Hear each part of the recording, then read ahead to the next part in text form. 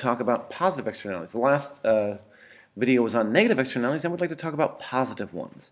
They're very similar diagrams to the ones that you probably just watched on the negative externality video, but now we'll be looking at positive ones. So, positive externalities are basically when outside parties or third parties benefit from the production of a good or service, or production or consumption of a good or service. So, a good example might be a man in Brazil who decides to buy a mosquito insecticide, so that kills mosquitoes.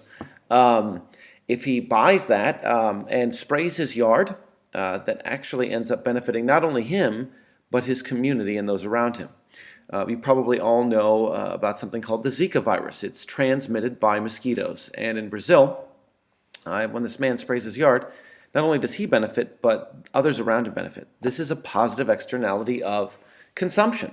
So you have to ask yourself, when making these diagrams, if you're ever given a prompt by IB, ask yourself, who's making the externality? Is it the producer or the consumer? In this case, it's the consumer. When the person buys this and uses it, it makes the externality. All right. So the way that we're going to go over this first concept of positive externalities of consumption, we're going to think of something called merit goods. Merit goods are sort of the common example of goods that are used in most IB exams for positive externalities of consumption.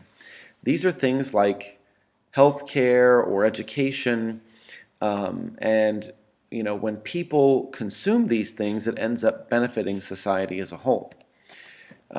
So the thing is, when we define it, I want you to note, one, that they're goods that create benefits for society as a whole, and also, or services, goods or services, and that they are underprovided, therefore underconsumed. And the reason why we say this is that merit goods are basically, they are produced by the market. I know a lot of you might think, well, maybe they're like a public good. There's going to be another video on public goods in a moment, or coming up. Public goods are goods that the market would never create. Things that just wouldn't exist unless the government provided them. However, merit goods are created by markets. Like, for example, let's say we lived in a country where there was no, or maybe a very, very small government that didn't do anything for its people. If the government was really, really small and it, didn't do much, would there still be education? Would there still be healthcare?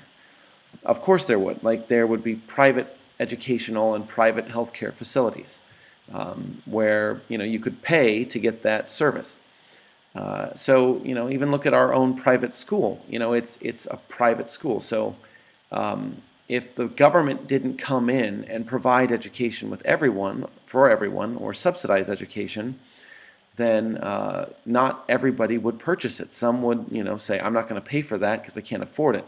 And so it would be underprovided, therefore underconsumed.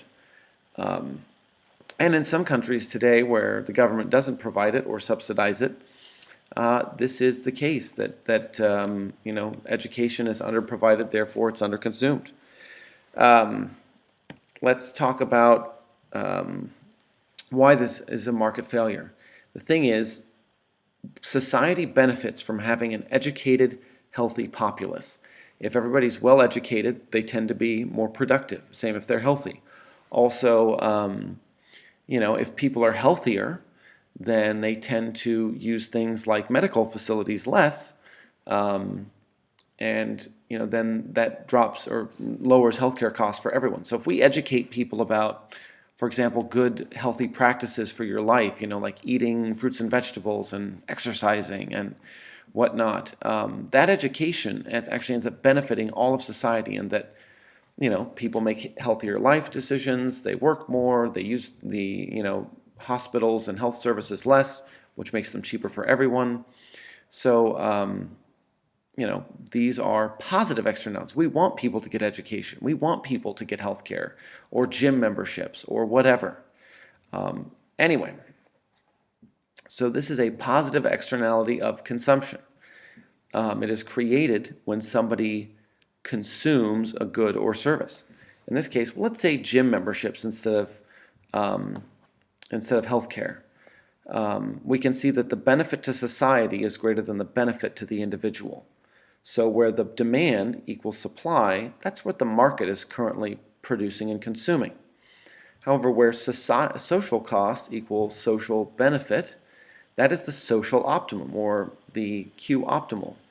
The thing is, we want, it would be better for more people to consume gym memberships. When people go to gyms and get in shape, it helps with a lot of different things. It ends up spilling over onto third parties, in that, they are probably take fewer sick days, and they don't use healthcare facilities as much because they have lower rates of heart problems and respiratory problems, and there are certain things that are good for people to consume. So whether you're talking about healthcare, education, or gym memberships, these are positive externalities of consumption. When people go purchase these things or get these things, it's beneficial to society. The distance between the two curves is the extent of the externality. Notice that I've got another triangle here. This time it's pointing to the right, and this shows the potential welfare gain. Potential welfare gain. Okay, let's talk about a positive externality of production. There are some goods that when they're produced, they end up benefiting all of society. These are often examples that are kind of tough to come up with because there's not a ton of them. But I think of things like cancer research or tree farms.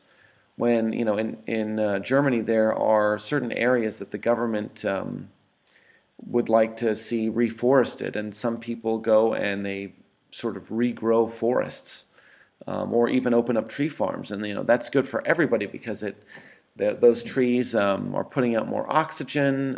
They help to clean the ozone. Generally, it's a good thing. Or cancer research as well. When you think about cancer research, the costs of developing these drugs are very, very high. However, for society, the cost would be lower, and that is because the benefit, or the cost rather, not the benefit. If everybody was healthier and sick less often and working more and not needing as much medical attention, that would generally be a good thing. It would be more beneficial to society. So our social costs are lower than our private costs. And again, you can see where the supply or private cost equals the marginal social benefit or demand, the margin private benefit or demand, where demand equals supply, or MPB equals MPC. That's the amount the market is producing. However, where the social cost equals the social benefit, that's the optimal amount. And you can see that we want more of this type of good. And it'd be better to have more, cancer research or tree farms. Again, we've got the extent of the externality is the distance between the two curves. And again, the potential welfare gain. With positive externalities, it's a potential welfare gain. These are best demonstrated by this triangle here, and we haven't gained it; it's potential. Anyway, thank you for watching this little bit on positive externalities. I hope this helps you learn these concepts. Have a great day.